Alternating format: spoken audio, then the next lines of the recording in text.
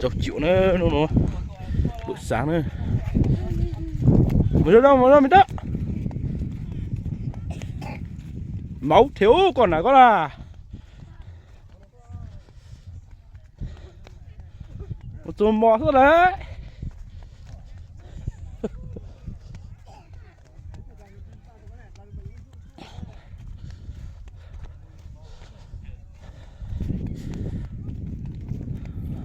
Một chiếc tàn giọt được sầu nữa.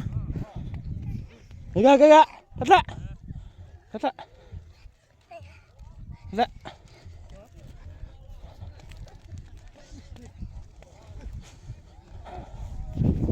Kìa.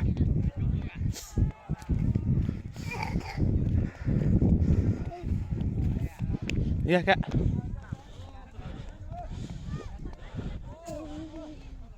Ô, nó có gì vậy luôn, có.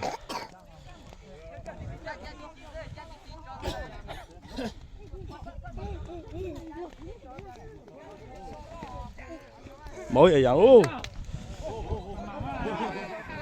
Sao hả? Cho ra lên ô, có. Cho. Ui. Muốn làm hết đó.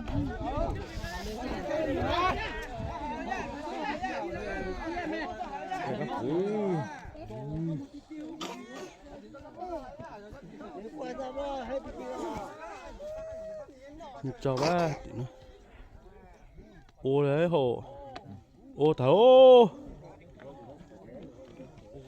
ô châu tả lồ sao thì tia chú nhiều này đấy còn nhớ sao con rất chịu luôn đó sao rất chịu luôn đấy sao còn nhớ sao cái rất chịu luôn nó con rất chịu luôn bao nhiêu thì ô đó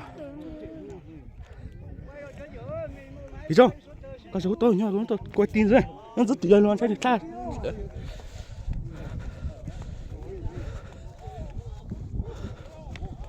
con nhỏ chứ ô cái rồi lửa à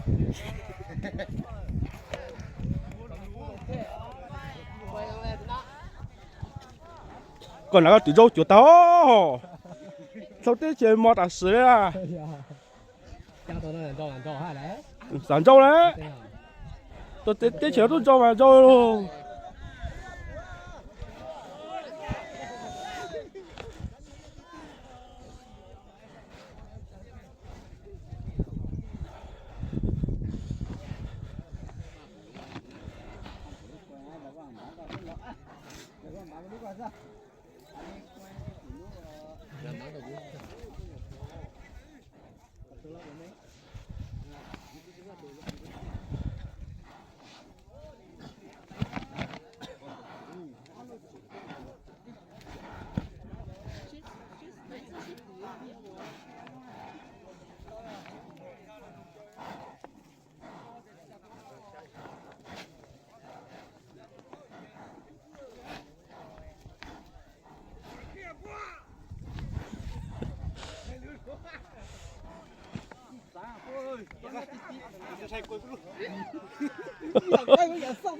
giờ tiếp tiêu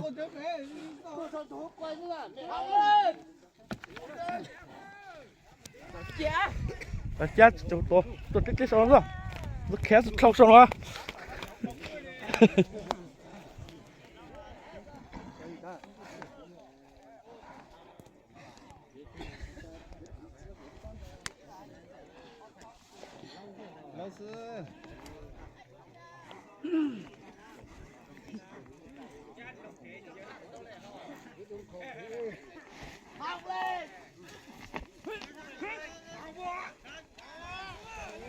Stop po!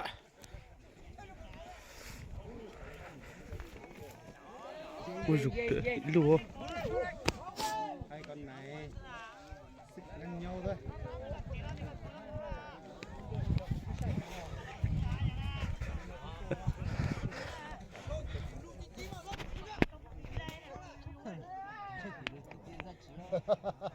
Thật đó nha cả gì á.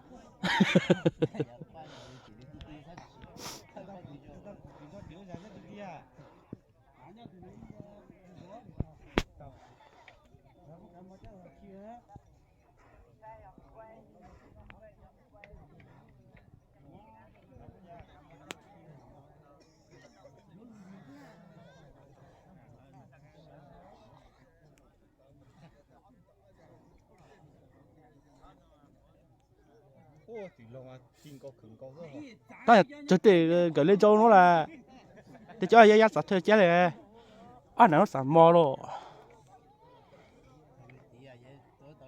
nó trốn cho nó một số tiền châu rồi tiểu thấy bố hát gì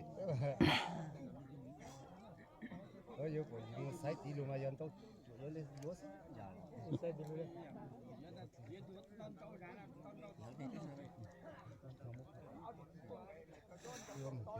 đó là bố cho thầy lo bố này bố buồn nó là hả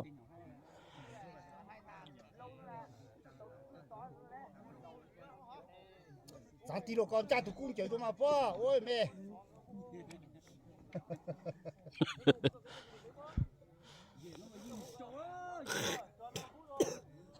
gì nó mà tính chơi gì nó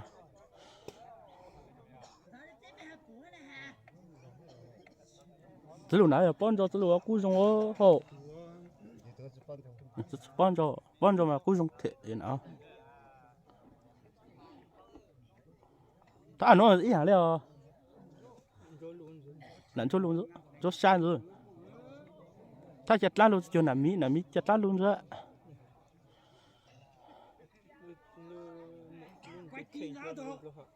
đồ tinh con chú bảy nó rồi đồ tinh rồi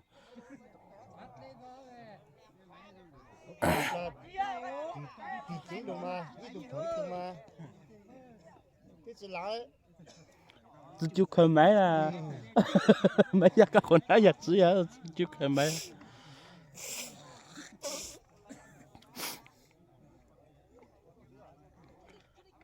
nó muốn xịn chiếu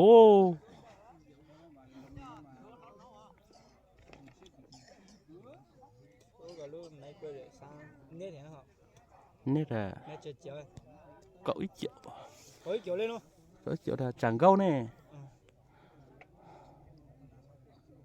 mày xịn ra họ để ra thôi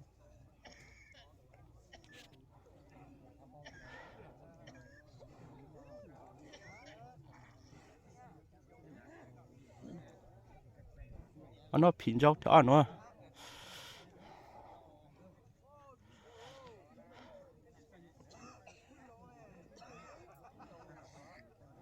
chứ mấy cô ai cho tao nó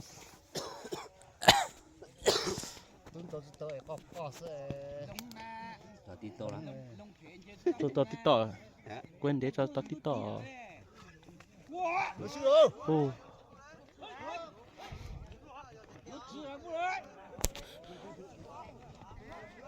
ôi siêu ơi giờ tao đâu ôi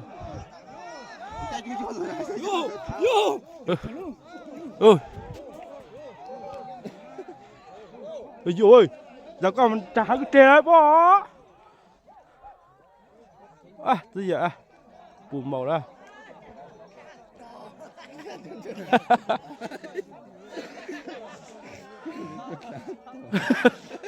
nó chuột điểm nó đã sao ra cũng nhiều từ rồi ta nạp con rau thế này lại bớt chất đi tao đó lại bớt con nhỏ thế nó nhỏ to xíu thôi nó nhỏ to xíu này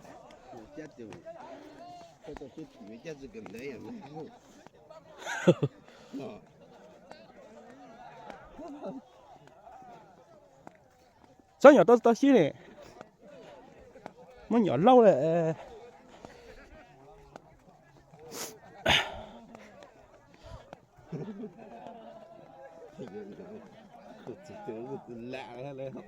đó nó mày tụt tết thì rau luôn tụt vậy nha yết chỉ có luôn cho là thế luôn tôi mò nó